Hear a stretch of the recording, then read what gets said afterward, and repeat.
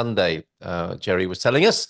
So let me just make sure everything's going out fine on YouTube, and then we'll start up the Dream Team session tonight. We're going to get the backstory on Folar. We're going to find out what's going on in the world of visas and insurance as well. And I think if somebody could confirm with me if we're going out on YouTube, that would be awesome. And we'll get started over here, and we'll say good evening to you, Daniel Reyes, who says there's a few sirens going off in the capital tonight. It's kind of windy and rainy and very stormy, isn't it? Yeah, indeed, it was yesterday. Today was quite a windy day and a lot of rain. I'm hearing the sirens all over the place, so it seems that the fire department is having a full day. And I even saw pictures of a tornado nearby the Vasco da Gama bridge. So yeah, it's No. oh yeah, a full-blown tornado. So What? yeah. I Crazy can send time. the news, and then you'll publicize it so everyone can see it. Wow, that's amazing. Thank you very much. Yeah, do pop that link into the chat. So yeah, does that mean then, Nunu, that you'll be standing by the phones tomorrow morning, perhaps? Thanks, Daniel, for the time being. Nunu, how are you? And yeah, what does that mean for you, do you think? So good evening, everyone. So yeah, and if I don't need to wait for tomorrow, we are yeah claims already are reaching the office. Oh, yikes. Yesterday they start. So yeah, some losses. Insurers should expect some losses during this bad weather. So regarding coverages, I don't need to. Go ahead, Nunu. Sorry, that's YouTube just coming through there. Okay. Regarding coverage, be aware if you have natural phenomena insured in your car, auto insurance policy, in your home, and so on. So, but yes, Okay. expect losses. Oh, wow. Okay. Thank you for being here tonight. Really appreciate it. And you have Camilla here, who's working behind the scenes, and Sandra as well from Winsurance, who you can contact anytime if you need any help. This is an offer that Nunu and team make. If you need to talk through any aspect of insurance, you can do that here tonight, of course, on the Dream Team session. But if you want to make contact with the office, and all the details for doing that will be on the screen tonight, please do that. Reach out to the team and they'll look after you. And well, address any concerns, issues you have about any kind of insurance here in Portugal. So thanks for the time being, Nunu, and your team behind the scenes. Good evening to you, Camilla and Sandra. Mariana and Marianne from EI tonight. Good evening to you, Mariana. Let's start with you. How are you this evening? Hello, everyone. How are you? I'm doing great. What about you? Pretty good. Yeah, we had a great session with your colleagues from Casa Portuguesa just now, and good to talk to you tonight about what's going on in the world of visas. So have you anything to report to us about what's Mm, going on with IMA, formerly CEF, and have any appointments been made available? Is there any news from the front of visas? Unfortunately, it's the same old story. Oh, dear. Everything is looking the same. I managed also to speak with Taima myself, and they just told me there's no vacancies in all Portugal, and just told me call next week, basically. So Okay, to kick rocks. which you will be doing, of course, as you do every Yes. week. Okay, thank you, Mariana, for being here. Do you want to say a little bit about yourself? We see you from time to time on the call here. What's a normal day like for you at EI? Could you tell us what you do there? Yes, I'm a migration consultant there. I also work with a bit of tax, so which means that I also do your NIFs when you need them. Oh, So okay. your social security numbers, and also I work in the visa applications process as well, and do migration consultation. So addressing your questions via email, speaking with you in video calls, a bit of Okay. everything. Great to have you here to talk about all of those things with our audience on Zoom and on YouTube. For the time being, thanks very much, Mariana. Let's talk to Marianne now in the office at EI as well. Good evening to you. Boa noite. Boa noite. Hello, everyone. How are you doing, So Marianne? really nice to be here today. I'm doing great. Thank you. Excellent. Lovely to see you here. Could you tell us a little bit about your daily life at EI? What sort of things do you do there? Yes, so I'm actually in Porto. So I'm not in Lisbon, and I work with the visa department. But sometimes I will also work in the legal department because I'm also a lawyer. Wonderful. Great. So we've got EI covering Lisbon and Porto this evening. What's your weather like? Have you had any tornadoes in Porto today or this evening? No, Thank thanks, goodness. no. But the weather is not good as well. It's Yeah, raining a lot. right. Yeah. Crazy times here in Portugal. Most other, yeah, we make a big deal about how great the weather is here, unless it's a night like tonight, and I'm going to be keeping quiet about that. All right, thanks. Great to see you, Mariana Yes. and Marianne. Who else have we got here tonight? Carolina is back from. I'm working hard in the last hour and a half. I'm back again for the Dream Team session, and not only that, telling us about Folar, picking up from last week, where the reception for Folar cake, the traditional Easter cake, was pretty disappointing, I have to say. Nobody seemed to be a big fan, but Carolina is back and telling us about the origins of Folar. Is that right, Carolina? And thanks for coming back for the Dream Team session. Hi, everyone. Yes, I learned about the story of Folar. So basically, was a girl that it was called Mariana, and she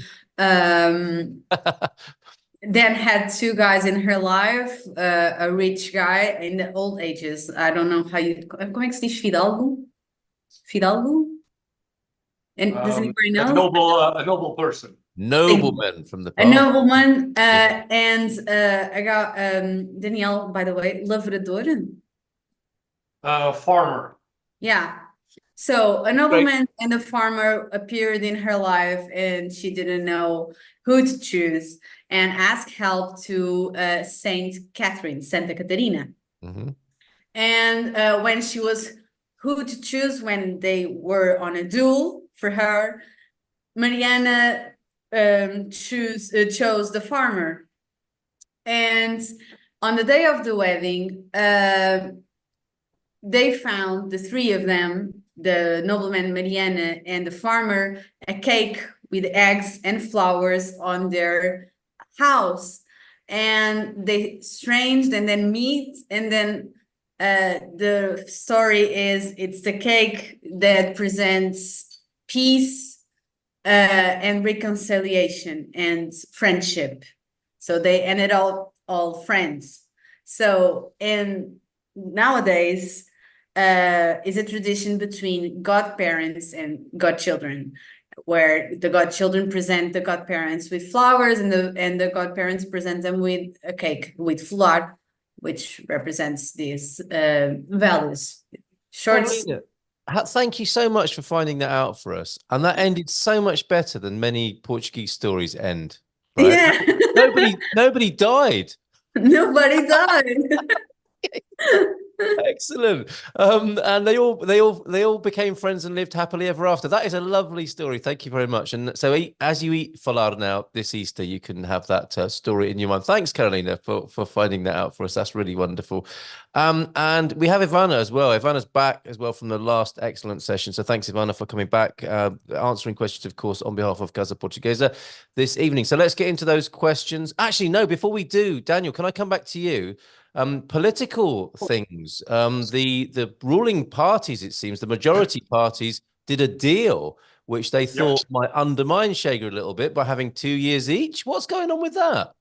It's the first, actually. So the president of the parliament needs to be elected by the people elected, so the deputies in the parliament, and they were not reaching a consensus. So the two main parties, basically, they sat down and they said, well, the first 2 years are going to belong to you, and the second 2 years of the term are going to belong to the second most voted party. And Chega went berserk. So it was actually fun to see. And they made the agreement. I don't think that the second most voted party will actually enjoy this deal, because I don't think that the government will last for 4 full years. I may be surprised, but I think that the term will last for 2 years at most, and then we'll go into new elections. But it was a fun day. It was sounding a bit like a Game of Thrones, because they did 3 elections to elect the guy, and no result was coming out until they made this deal. But I think it's good that moderate parties are able to sit down, discuss the problems, and reach a consensus. So my reading, it was a good thing. Wow, very interesting. Thank you, Daniel, for bringing us up to date on that. Exciting times in Portuguese politics. A lot more value than we might have expected. So thank you for that. Tom Smith, hello from Ohio, where it's a sunny 7 degrees, better than Lisbon, where it looked like you needed boats to get around. Sounds like that. But Daniel can skipper a boat, of course, which could be quite useful. Larry is asking the first visa question tonight. At what point in the D7, oh, this is probably for Nuno, actually. At what point in the D7 process can I apply for private medical insurance? When do people tend to come to you, Nuno, for that? Okay, so this is about managing risk because all of the health insurance has a waiting period. And yes, it's true that within the waiting period, we are covered, and the difference is that we will pay more for healthcare. There are people more cautious that prefer to start as soon as possible the health insurance policy. So this way, the waiting period will pass on earlier, and when they arrive to Portugal, they don't need to handle with the main waiting period. The insurers have a 1 year waiting period to serious disease, pre-existing conditions, and so on. But to most of the situations, like doctor appointments, treatments, also minor surgeries, and minor surgeries are considered usually the ones that don't require an overstay night at the hospital. The waiting period is 60 or 90 days, depending on the insurer. Okay, there you go, Larry. Let us know if that's answered your question as you asked it to us there. And thank you, Nuno, for your response so far on that.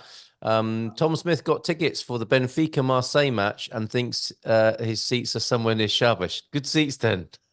Tom, excellent. Debbie's in shock. I'm in shock that I got my passport back from the embassy in DC, that it included my IMA appointment July the 1st. Isn't that great news? So yes, enjoy it. Enjoy that slightly shocking situation there, Debbie. I think that's good. Alex, at what point do we get the baggage certificate or voucher to import our household stuff? Were you talking to me?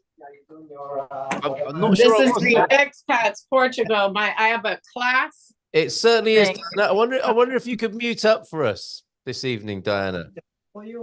That'd be great. I can't see. Oh, I'm so sorry. No, don't you worry. No, that was a nice advertisement for what was going on, in case anyone was in any doubt. So thank you very much for that. Alex, going back to Alex, at what point do we get the baggage certificate or voucher to import our household stuff free of duties? I was told that I can request it with the D7, but the shipper told me I need to get residency first through IMA. I hope it's the first scenario with the D7, since once I got residency, I don't want to fly back to US to ship my things. I think probably Mariana can help us with that. Well, yes, to get your baggage certificates, you should have your visa by then, and then requesting it direct. Usually it's directly to the consulate that you request it. You have to fill out a form usually, and then send some paperwork to them. The thing is that it's very important that you already, or at least we recommend that you have your tax residency in Portugal already, because if not, your luggage might be stuck in customs and you have to pay to clear it. And let's avoid that if possible. Yes, yeah. It can be a mess. Okay. But once you get your visa and have a tax address in Portugal, basically. There you go, Alex. Brilliant. Thank you for that, Mariana. Phyllis is in from South Florida. Yes, that story, a much better ending than the story of Pedro and Inês. Absolutely. And just to recap there, it looks like it was the farmer who got the girl, and everybody was fine about that. The nobleman took it on the chin and they ate Folar cake together. Sorry, Carl, just to add, Carlo was the one who presented me to this. So the credits go for her. She's not here, but I just wanted to... yes, okay. Send her our best wishes, and thank you very much for that, Carla. To Casa Portuguesa, right? Excellent. All right. Friona, thank you, Carolina. Hello. Thank you for the session. I booked a few SIPL exams. If I passed successfully the first one, but didn't pass others, does it not cancel my successfully passed exam. So I have one certificate successfully passed and another not passed. This is Fiona talking about the Portuguese language exams. Who can take that? Daniel, can you? Yeah, thank you. Yes. Well, if you pass the first one, why repeat the second one? Yeah, that's my question. But basically, the second one will not nullify or will not revoke the result of the first one. So we will need to deliver, once the nationality is to be requested, we will need to deliver a valid certificate issued by CIPL with the approval on the language exam. So having a second one wouldn't affect the first one, but then again, what is the real purpose on going into the exam the second time? I don't see any added value on that, but well, if I'll just practice. Well, fair enough. Talk with Portuguese people on the street and refuse to speak English back to them. That's the best way to practice Portuguese. There you go. And join us. You can help us next Thursday evening at 7:30 with Tia Filomena, who will be teaching us how to speak basic Portuguese. So join us for that session as well, Fiona. That's 7:30 next Thursday evening. Fantastic. Keep those questions coming in on the chat, please, in Zoom. Thank you, Daniel, for that answer for Fiona. And we're going to go over to YouTube, where there are some questions as well. Good evening to you, the Naunu over there, and Mr. S. The Naunu, hi everyone. A guy on a D2 visa and his wife and 16-year-old son on a dependent visa all got IMA appointments on the same day in different cities. What documents should the guy have? And two, what documents should the dependent family have? Will IMA accept copies since the original will be with the father? And question three, we'll go through these again. Can the minor go to the IMA with the father's sibling and assigned power of attorney? First thing to ask you, let's go to Marianne for this. Is that normal that people get sent to different offices, Marianne? And even minors, would children be sent to an appointment at the same time but in a different town? Yes, unfortunately, this is very common. Okay, Okay. when that happens, what we try to do is the lawyer will check with IMA. Okay, if the minor can attend with the parents. Okay, so even because sometimes they schedule the father in one city, another city, and the minor in another city. So three different same day and same time. So like it's impossible. A minor cannot attend the appointment alone. Okay. So in this case, what we usually try to do is the minor will attend the appointment with the father. We ask them if they can see both together because he cannot go alone. Right. Okay. Okay. And that's something you'd be able to help with if the nano gets in touch with you. Yes, for sure. So if you are having this problem, please contact us. You have our email address here, and we will help you with this matter and try to find best solution for you. Okay? Thank you, Marianne, for that. That's great. Mr. S. Boa noite. Vossas mercês. If I leave and enter the Schengen zone in another country than Portugal, will I have problems? I have a residency card. Beaja. Is that enough detail to go on there, Mariana, to answer that question for Mr. S? So can you repeat again the question? Yeah, certainly. Yeah, no problem with that. We're over on YouTube for this one. Mr. S. Boa noite, vossas mercês. Very good, Mr. S. If I leave and enter the Schengen zone in another country other than Portugal, will I have problems? I have a residency card. Beaja is also the sign off and the greeting there. Good grasp of the Portuguese. But what about this problem of coming in to the Schengen via a country other than Portugal?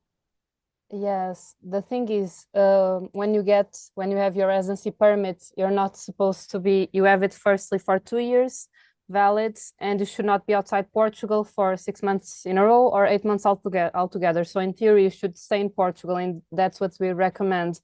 Of course, in the Schengen area, there's no border control. Like you go in flights or not in flights, but there's if you go by car is what I'm trying to say. There's no control in the borders. Yeah. So people do that. Usually they go by car, but usually we recommend for them to stay or to comply with these time limits to be able to renew their residency permits after these 2 years. Okay. All right. Thanks for that, Mariana. And Mr. S, let us know if that's answered exactly what you wanted to know there over on YouTube. Taking questions in the Zoom chat and on YouTube. So get those questions into us if you will. Tonight's cultural question is about what sports the team play here at the panel play. If at all, if they because Portugal, of course, is a sport mad country, I would say.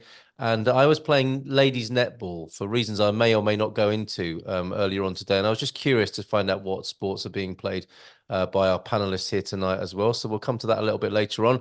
Gail is asking, so if you are notified by the consulate, I think we're going to come back to Mariana for this. If you are notified by the consulate, your D7 is approved and you send your passport to them to be stamped with the visa, could you include a request for a baggage certificate at that time? I believe you can do it at that time, but we don't work specifically with this. We can help you do it, but it's not something we really are used to work with.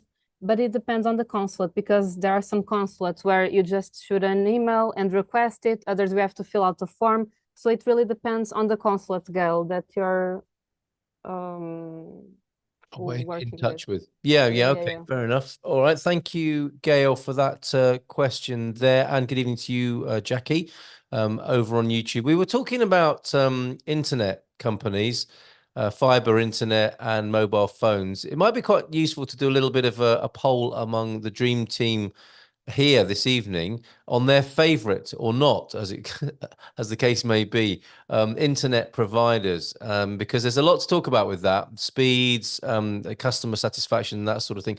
Daniel, do you have a favorite among them, principally the Vodafone, Mayo and NOS?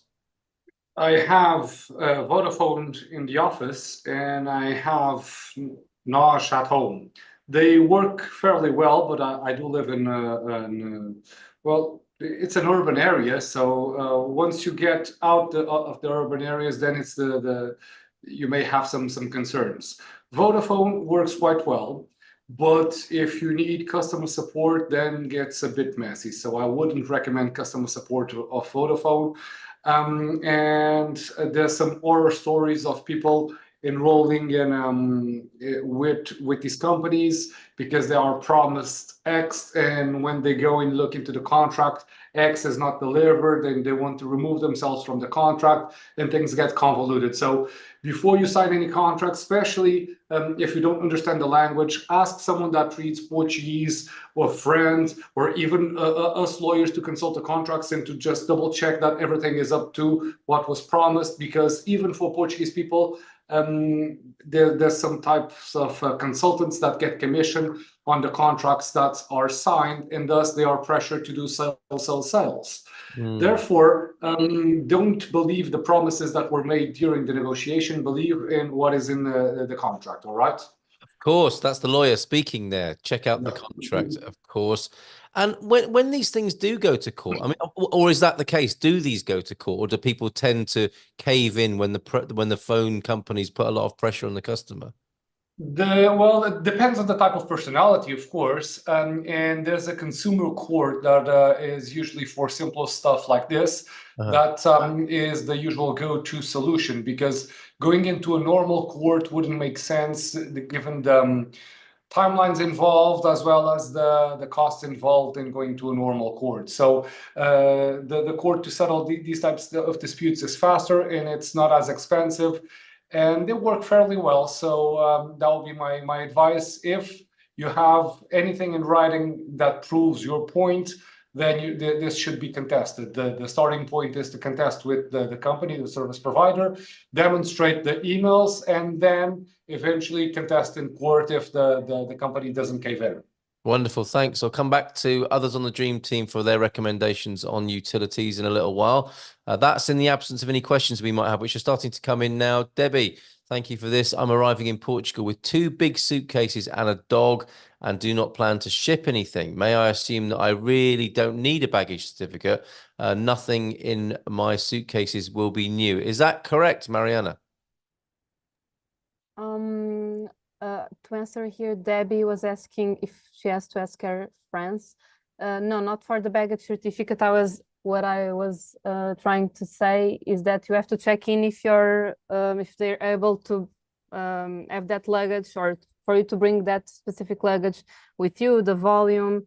But if it's personal belongings for touristic reasons, the baggage certificates and luggage certificates are really for furniture, for example, for personal belongings that you have to really ship to move to Portugal. And yes, it's basically it. Okay.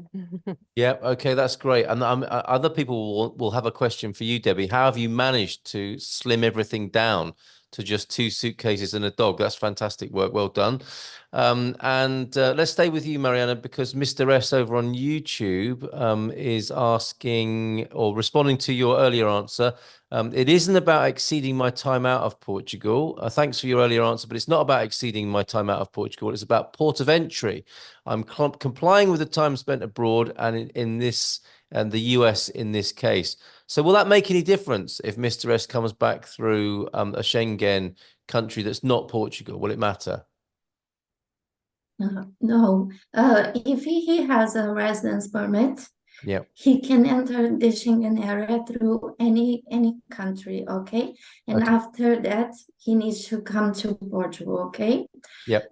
The only thing is, for example, if he wants to stay some time in another Schengen country, he always needs to comply with the rule for a tourist, okay? So he can stay 90 days in every 180 days, okay? Okay, excellent. So no problems there, Mr. S, I take it. Let's stay with you, Marianne. Thanks, says the Now Know. We'll ask him to reach out to EI for trying the same appointment for both father and son. Can you tell what documents should the father have on his appointment? Or have we not got enough time to go into the file of documents that will be required? Do they need to get in touch with you about that? Yes, because depending on the type of visa, we need to check what documents they need to bring, okay? It's every case is a different documents, okay? So it's better to contact us later and we will check all the documents, okay? There you go. The Nano. Thanks for that, Marianne. Excellent, Debbie. Yes, just the 2 big suitcases and the dog there. Good work. We've got Jackie, of course, and Jerry and Astrid from the Expats Portugal team also available to answer questions. And Jackie's opinion on the phone provider is Vodafone. Well, actually, not just the phone, but for the internet, the bundled services. A vote for Vodafone there from Jackie. Alex asking, can I bring to the VFS and leave instead of the actual passport a notarized copy of the passport? Would they accept that? Too many stories about losing the passport. What do you think about that, Marianne? It depends on the place he's going to apply. Well, I don't know. For example, in the US, it's fine, okay? He can leave an authorized copy and later send the passport by courier or mail to the consulate. But it really depends on where he's going to apply for his visa. For example, in London, for example, they only accept to receive an authorized copy if you prove that you need to keep your passport if you are going to travel, okay? Otherwise, they will want to keep your passport with them. So it depends on the place you are going to apply. There you go, Alex. But sometimes, yes, that could work. But you need to check on the particular office you're dealing with, Alex. Thanks, Marianne, for that. Laron's a good comment. I've often found that those who are selling a product don't even understand what they're selling. Always read before signing. You won't ever be sorry about doing so. Fully agree, says Daniel there. And they're after the commission, aren't they? They're kind of, they want you to sign quickly. And I think something that does happen is that sometimes in these negotiations, people are losing the will to live, aren't they? So they'll sign it anyway, Daniel. Did you find that that's the case? It's like, just give it to me, I'll sign it. And then you regret that at your leisure, don't you? I think so. There's a lot of people that just leave me alone. I'll sign whatever you want. Just I need the services anyway. Here's my signature. Take it, and then they fully regret it once the bill comes or once the delivery of the product is not what they were expecting. So don't feel pressured. It's just a contract to have an internet providing service or eventually a phone providing service. There's 3 or 4 major players in the market, so you will not lose out on any opportunities. It's not the end of the world. They'll make it, they'll create false urgency, especially the calls or once they call to retain a client or to do an online contract. And these contracts are easier to nullify if they're done online than the ones done in presence. So if you do regret the contract 1 or 2 days afterwards, contact us. We can see if there's grounds to nullify the contract. Especially online, it's easier, and then you will be out of the hurdle. But indeed, the time is not of the essence in getting Vodafone contract or any other service provider, just not to discriminate. So don't feel pressured about it. That's great. Good to know. And there is this cool off period that you mentioned there. That's really great information to know about. Yeah, never, says LaRonda. When I feel under pressure, I walk, sometimes run away. Oh, thank you for that, LaRonda. And Debbie's secret is I've lived in an RV for several years, so I don't own much. I'm leaving appliances and pots and pans, etc., in the RV for when I visit the US, only bringing my laptop, tablet, some clothing, and stuff my dog needs. That's an enviable situation to be in, I'm sure, for many people who are looking at a house full of stuff at the moment as we speak. Thanks for that. This is a good, some interesting questions and observations over on YouTube. Renee, thank you for being here tonight. We arrive Lisbon on the 1st of May, that's the American way round, with 2 bald kitties, non-stop 11 hours, have required soft kennels, vet checks. But any tips for in-cabin flight with 2 cats? Can you speak to that, Marianne or Mariana, with clients who've flown cats over? Because obviously the Dream Team people won't have flown cats over. They live here in Portugal. But do you have clients who've been in that situation? And what would you recommend to Renee? Yes, but I think my colleague Carolina Moralha is the best Yes, one of course. to reply Carolina your will have question. something to say about this. Yes, flying cats over, Carolina. Kitties, bald kitties. I mean, they look like they might need a jacket or something, or something to keep them warm on a cold flight, perhaps. But I mean, maybe we could generalize this, Carolina. When you've got pets inside the cabin, what sort of stories have you heard from clients using Casa Portuguesa? They have to be aware of the weight of their pets, like within the cage.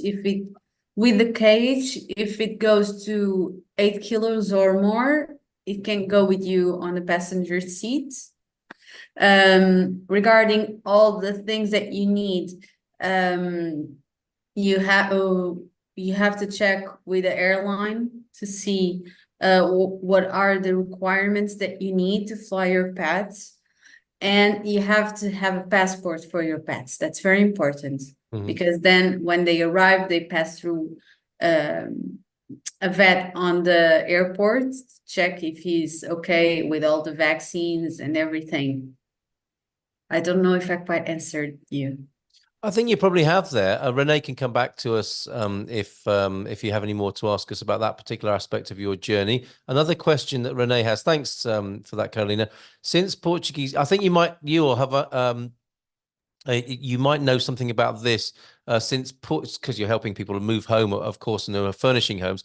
Since Portuguese mattresses sheets are different than US sizes, what is the average popular size in Portugal? The Queen equivalent, the recommendations for mattresses and linens around specifically Setúbal. Thank you. Yeah, how do you deal with this difference in sizes? Does everyone just go to IKEA to make it easier? Probably, or Conforama. I believe regarding the sizes comparing to the US, I would say that the typical would be queen size. Queen, okay. Anything to add to that, Ivana? Or sometimes, sorry to interrupt you, Carl. I don't know how you say the one before queen size. I'm not sure. Mariana's shaking, nodding there. Sometimes we It's have queen size. 140. What? Queen size. Queen size. No, yeah, but there's one even below. That's, for example, what I have is 140 per 2. That's the princess, isn't it? The princess size. It's got to be, isn't it? If it's the one before the Yeah, queen. full size. Full size is below queen, says Shiva. So full size, probably between full size and queen size. It's so complicated, isn't it? Look, Shiva, full size, below queen, twin, full size. It's twin, full queen, king, and call a royal flush of bed linen. Thank you very much, everybody, for your help on that. I don't think that's any clearer for Renee at the moment. So we might have a hack for that from somebody who's lived through that process of moving linens from the United States. Sorry, Renee. I fly with pets frequently, says Debbie. If flying from the USA, tell them to check the USDOR and APHIS website for what they need for bringing kitties inside the cabin. They need to be in a soft carrier. Sherpa and Sturdy Bag are two popular brands. That's really helpful. Thanks, Debbie. Sherpa and Sturdy Bag is what you're looking for there, Renee. They cannot get the pet passport outside of the EU. Adds Debbie there as well. I guess it's the equivalent you're looking for. And LaRonda, my God, is IKEA the only game in town for household items? I like them, but I don't need my whole life IKEA-fied. It's like living in an Airbnb for the rest of your life, isn't it? If everything is from IKEA. But you know, if you're, I mean, what do you think about this, Ivana? If you are feeling a bit stressed and you just need to get a few basics, IKEA, you know, they are all over Portugal, aren't they? It's a good start. IKEA, you can have everything. You can find everything there. Yes. So that's the easiest way. If you're arriving, that's the best place for you to get everything. Yes. Okay. But you There's also have Morten other and options. Conforama. Sorry, go on. A few other ones, right? Like Carolina was saying, like Conforama, Vorten. Leroy, I don't know how they say, if you say Leroy or Leroy Merlin, that's an option. Leroy Merlin, yeah. Okay, we need these. We have a few options, but I tell you the what, we only need place these in you the find chat. everything together is IKEA. Okay. Yes. And in Matosinhos and 2 in Lisbon, I think. And is there an IKEA down in the Algarve? I'm not sure if there is. I don't know. Right. Okay, but definitely There is one. there is. Okay. Yes. So the coverage is there. We are not sponsored by IKEA. It's just a nice, easy thing to make things to make life a little bit more stressless when you first get here. Conforama, then. Thank you, Mariana. Wharton, I'll go for it. Leroy Merlin, or Leroy Merlin, if you're British. Oui, monsieur. Obrigado. Or bien sûr, mon brave. And there's also a JOM, which is a furnishings, Portuguese furnishings brand as well. JOM for your reference there as well, LaRonda and Renee there. Gail says, I hear that secondhand furniture stores are good and you are often supporting local family businesses. Ivana, Carolina, how would you find out where your local secondhand furniture store is? Can you help point people in the right direction for those? Yes, there are some.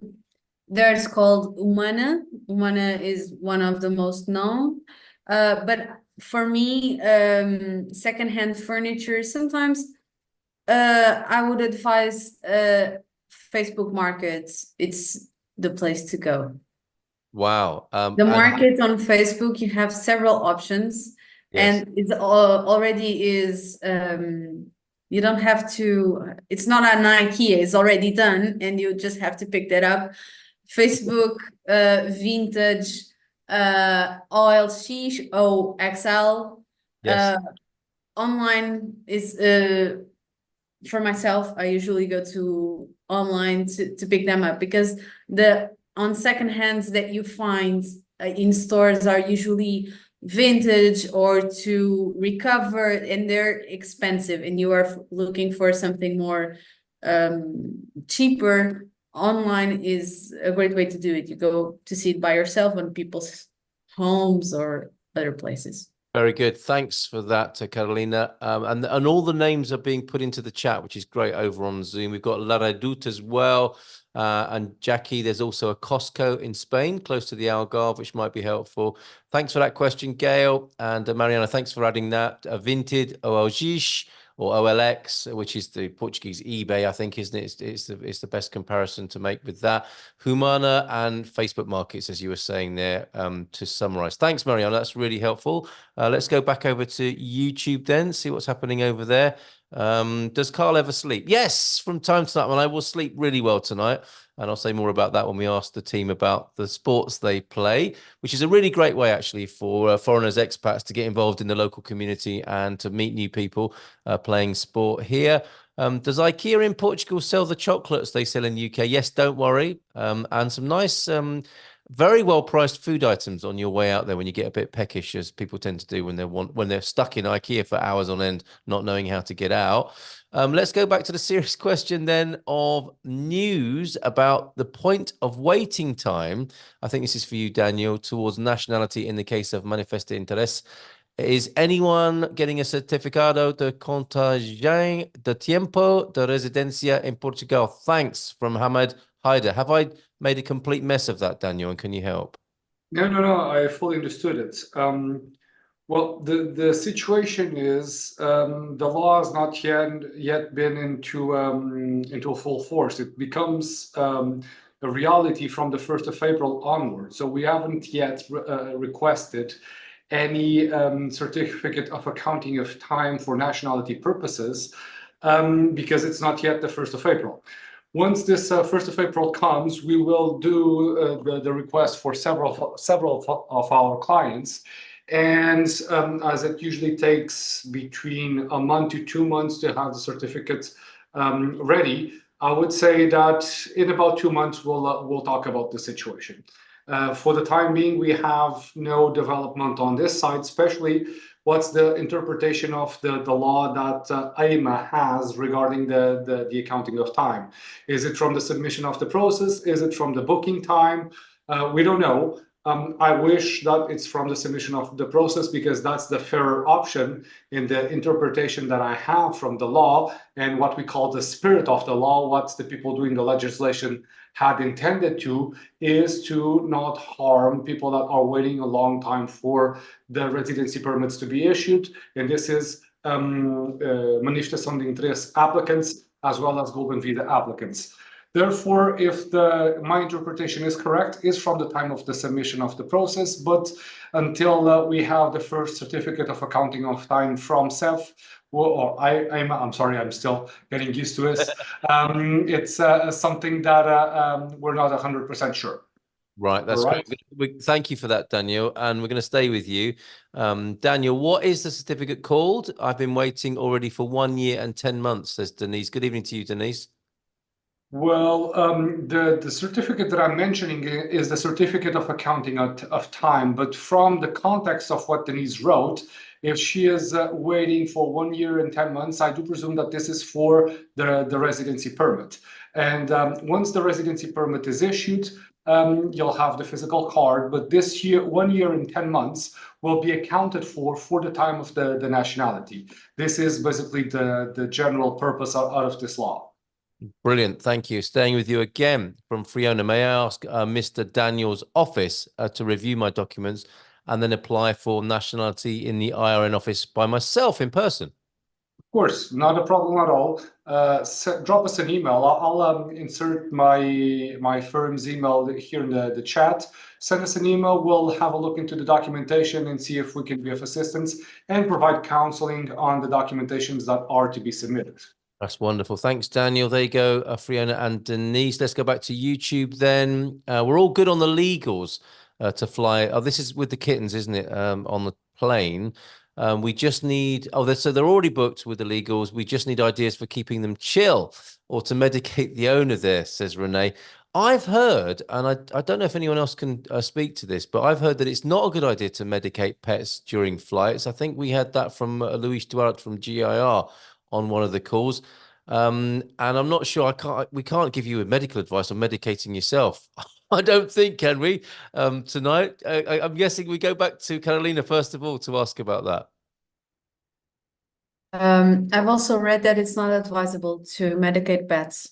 Yes. Okay. So perhaps not with that. Yeah. I mean, I think respectively, a veterinarian and then a doctor, as far as your medication goes on the flight there, Renee. Thank you for everything tonight. Great questions from you, including any suggestions to enclose a veranda and other windows with a screen. Katia, I don't know what that means. Is that a trade name in the United States? Since the windows don't have screens, companies that manufacture such an item for us Americans that are afraid of big flying bugs. So there's two parts to that question, Dream Team. Do we have big flying bugs that people need to be worried about in Portugal? I think we'll go with Ivana for this. Casa Portuguesa, okay? People will be asking you, what big flying bugs do we need to worry about in Portugal? Are there such things? And then what would you do about screening them out and keeping them out in nature and not inside your house? Well, I don't know about the rest of the country, but here in Porto and Vila do Conde, we don't have big bugs. So it's okay. I can have my windows open during the summer, no problem. Right. And it's all relative though, isn't it? One person's big bug is a mosquito. So let's go to the man who knows about these things, who sleeps out in the open in Portugal from time to time. Fairly recently, I think. Nuno, what would you say about big flying bugs and how to keep them out of your house in Portugal?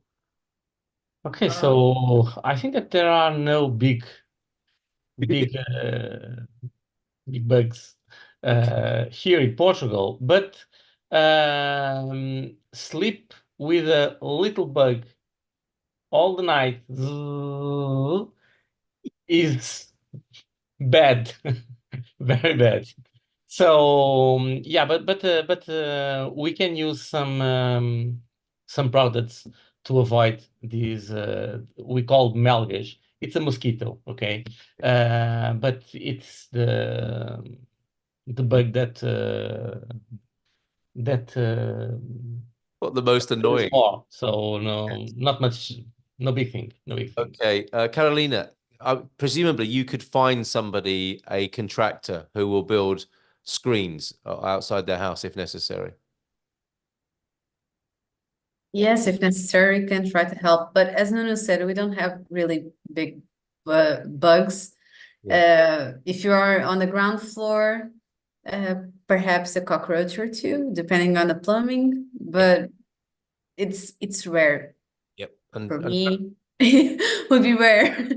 But yes, this was the biggest one that I could think of. Okay, thanks for your help on that. And I think it's the same answer for, who was that who wanted? Oh, Grace, thank you. I would actually like to know about screens for my cat's benefit. This is for, I guess, a cat that lives indoors. We'll be staying on the 3rd floor with open windows, and my kitties are indoor only and don't have any experience. It's my fear that they will try to fly. Of course, that would be a horrific situation. So again, Carolina, Havana, you could recommend a contractor to help with this sort of thing, right? Yeah. Or okay. to protect the screens. Or to put screens up inside the house. Yeah, it's easy to find someone to do that. All right. But you always can have a racket. I have a racket because if you have only one mosquito, you can use it. It's electric, and then you go and I've got one here somewhere. Now, I just want to make it very clear that we're talking about a racket for the mosquitoes and not for the cats on this occasion. Yeah. Just for the sake of... Okay. I'm sorry, I was reading. No, it's fine. I just thought I'd make that clear. All right. So yes, it's possible to have like protection for windows to keep away the pets to go outside. Okay, that's wonderful. Thanks, Ivana. We're getting towards the end now. We're going to do a few quickies if we can. Debbie, Feliway helps. That's a brand. Feliway helps relax cats. It's not a medicine, and you're right. You shouldn't medicate them. They will be fine. I have flown with pets dozens of times. They will probably fall asleep once the plane levels at altitude. That's really good and reassuring to know. Thanks, Debbie, for that. You could always ask a bar person. I wonder what's that? Is that for dealing with cockroaches there? And what's the difference to apply in person, or if I ask Daniel's office? I don't know whether that's the cost or the practicalities. You might want to let us know a little bit more, Fiona, there. Well, I can, at least a portion out of the situation I can address. Our perception is that applying online is better because of the following reason. When we are doing the application online, we fill in the forms online, and we deliver all the documents scanned. So this saves quite a lot of time to the people in the registry, because if you deliver the application in hand, someone from the registry will need to scan the documents and will need to fill in things in the computer. So we actually stopped delivering processes in person, and we are delivering it everything online, because it's faster. At least the initial phases of the process, the perception that we have with this new system is that it's being faster. So no more physical processes, and all online for the time being, because we are seeing the processes moving faster and in the queue. Wonderful. All right. Thanks, Daniel. That was for Fiona there, wasn't it? Excellent with the flying bugs, the thread that's developing here. On a more serious note, we'll come back to those. On a more serious note, my wife and I are hoping to reside in Portugal via a D7 visa this time next year. When is the appropriate time to start the process? Thanks, Sydney, for that question. Let's go to Marianne for that. When's the right time to start if you're hoping to reside in Portugal next year? Or this time next year, so next April, basically. Okay, so you are allowed to submit a visa 6 months in advance, okay? So if you're going to apply, for example, April 1st, 6 months in advance, you're allowed to submit your visa. One important thing to have in mind is to check how much time you need to schedule an appointment. Because depending on the place you are going to submit your application, it might take a long time until you are able to attend an appointment. So we don't know how much time you will need to find an appointment available. So this is an important thing to check first, okay? There you go, Sydney. Thanks for that, Marianne. We're into our last 7 minutes now. There are on the wildlife thread, there are no skunks that I have seen here in Portugal. I don't think they're here. The bug repellent doesn't work on computer bugs, PEDA, I don't think. We've dealt with Grace's question, and thanks, Connie. Connie, if you want to unmute and tell us about the Saturday social, you're very welcome to do so. And you bought screens at Le Roi Merlin as well. So you've 2 cats. That's helpful to Grace there. LaRonda's biggest concern is bats and birds flying in. I don't like that. I don't like it when that happens. Screens, please. Mariana saying that's never happened to me. And Mariana adding that our bats here are very polite. They don't fly in unannounced. Thanks for that, Mariana. Has happened a couple of times. Rural area, not common, though. I don't like large flying animals in my space. Well, that's fair enough, LaRonda, for that. Any snakes? That's a good question. Nunu, let's come back to you for that, because you spend time in the outdoors. Portuguese snakes, there are some. They don't tend to be that dangerous, though, do they? Yes, no, they aren't dangerous. We have snakes and land and also in water, but usually I never had a problem with snakes. With spiders, yes, some, but with snakes, no. Oh, I wish you, I really wish you hadn't said that. Because that's No, you know, the biggest problem with animals Yes. on the outdoors is wild boar. Oh, wild boar, yeah, javeli. Yes, Yeah. yes. Okay, so wild boar. It's the main concern. Okay, so first of all, we were worried about mosquitoes, bats, and birds, and now it's scaled up to wild boar. We'll have to start. I think we'll probably have to take this thread through to next week. Pick it up with the wild boar. So, in the last few minutes, Dream Team, can I ask you about sports? You know, Portugal, I think it's fair to say, is sport mad. Let's stay with you, Nuno. Do you play a sport yourself here in Portugal? And what would you recommend to the incoming foreigner who wants to connect with a sporting community? Okay, so on these days, I'm a disgrace. I don't do any kind of sport, but I did a lot. And I did so much that every time that I do any exam to the heart, they ask me, "Are you an athlete?" Because my heart beats slower rather than usually beats. Wow. Oh yeah, but I play football, rugby, surfing. So yeah. What a guy. What a guy. But not so much these days, but all of those things you can do and get involved with a sports club. And that's a lovely thing about Portugal, isn't it? It's not just playing the sport. You get involved with an association, don't you, or a club, and there's a whole, many layers of social life available to you as well. Yes, and friends. When you start doing some kind of sport, you socialize and you meet new people, and it's Perfect. yeah. Okay, well, let's not ask which is the best football team to support, because that's only going to cause trouble tonight. Let's go to Daniel. Sailing for you, Daniel, or anything else? No trouble at all. Me and Nuno agree that Sporting is the best one. So um, I'm a runner, so I love to run, and I'm a triathlete as well. Well, especially running, it can be not a team sport, but something that you can do in a group, because there's several groups, especially in big cities, that people get together on every Tuesday at X hours. We run this course, so it's actually good to meet friends and to meet new people to join in these running groups. So that will be a recommendation. Well, just pick your sport, go into an association and meet new people. It's an excellent way to do so. And sailing, as you said initially, is really lovely because you are in the outdoors, in the sea. Portugal has a lot of sea, so couldn't recommend more. Wonderful. Thanks, Daniel. Thanks for being here tonight. Thanks, Nuno, for being here tonight. Let's go to Marianne. In order on my screen anyway. Let's go to you next, Marianne. Are you a sporting type? No, I think my sport is run after my son. The only sport. Very good. Yeah, do you have to right be an now. athlete to do that, don't you? Yeah, Absolutely. but I believe paddle is a very popular sport here in Portugal Okay. right now. And you have the gyms as well. You can go to the gym and know lots of people over there.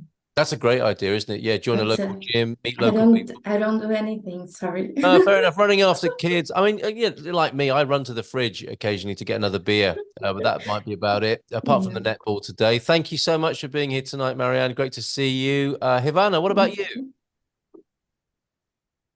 Sports? Yes. Yeah, not so much with me, but here in Vila do Conde, it's very popular, the water sports. They have like canoeing, stand-up, and surfing. A lot, even for little kids. Wonderful. They have schools here just for water sports. Very nice. That's wonderful. Thank you so much for being here. A good point, actually, from Nuno. As soon as we start talking about doing sports, he's mentioning that you can get insurance with insurance. And the details for doing that are in the chat as well. Thanks, Ivana. Paddle has taken over the world. It's crazy here in South Africa as well. So thank you for that mention of that, Marianne. Let's go to Mariana and find out if you're a sporty type or not. Sadly not as well. Right, okay. The only sport that I only do is also taking the train and subway to the workplace. Fair enough. That's the only thing. Okay. And what about clients? What are you finding that your clients coming into Portugal, what do they want to play? Golf, paddle, pickle? Usually they talk about the surf because of the waves, about paddle as well. Not from clients, but I've heard about expats getting together to play soccer in some school fields. Also running and marathons, as Danielle was mentioning, are very popular and good to meet new people, and gyms, as Marianne said as well. Very good. Thanks for being here, Gossiping Mariana. with old ladies as well. That's the sport in Portugal. Sorry, say that again. Gossiping with old ladies, at least in Lisbon, in those little streets, like you can get some friends because they're always at the window, like just. Okay, very good. That sounds like a great suggestion. Is it happening at the Paris Olympics? Is it an athletic level, Olympic level sport, do you think? Or is it just a specialism here in Portugal? Maybe one day. It's getting there. Getting there, right? Okay, in Paris. Diana, can we agree that wine tasting counts as a sport? Yes, definitely. And let's go finally then on this question to Carolina. Good evening to you, Carolina. Thank you for being here this evening, Carolina. And if you'd like to conclude this evening for us with your insight on sport. Right now, I'm not practicing anything, but a few months ago, I was doing fitboxing. Oh, right. Yes. It's like you punch a bag and you give kicks with the rhythm of the music. And it's a thing that it's becoming popular in Lisbon, for example. And it's a great way because it's a community they create, and they have dinners and get-togethers. So it's That pretty sounds cool. brilliant. Okay, yeah, let off a bit of steam as well, and de-stress punching. Yeah, not a person, but a to the rhythm of the music and hitting a punch bag instead of people. Excellent, brilliant, brilliant place to finish tonight. Thanks, Carolina. Thank you, all of the dream team. Let's go to it's going to be Jerry, Astrid, or Jackie, to tell us about what's happening next week. It's going to be me, Carl. Astrid's internet has crashed, so she's having an early bath, as they say. Thank you very much, Dream Team. Wonderful insight into the sport. I think not much point in us setting up anything with Expats Portugal because only Daniel would participate, right? Oh, except you in your netball skirt, Carl. And we know the reason why you've done it. It's because of the net. You get to wear the skirt, right? Jerry, I didn't say anything about skirts. Have you seen the pictures already? No, I just had intuition. All right, okay. All right, you've rumbled me there. So okay.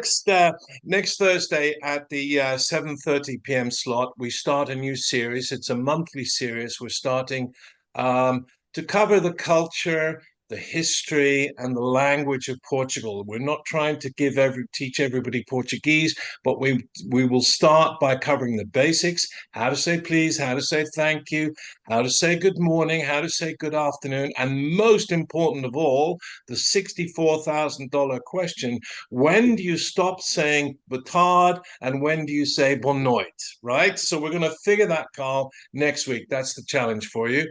And Find out next week. Absolutely brilliant. Yes, superb. And that'll be followed by the Dream Team at 9 o'clock. And then on the following Saturday, because it's the first Saturday in the month, we have the lovely, delectable, delightful Connie.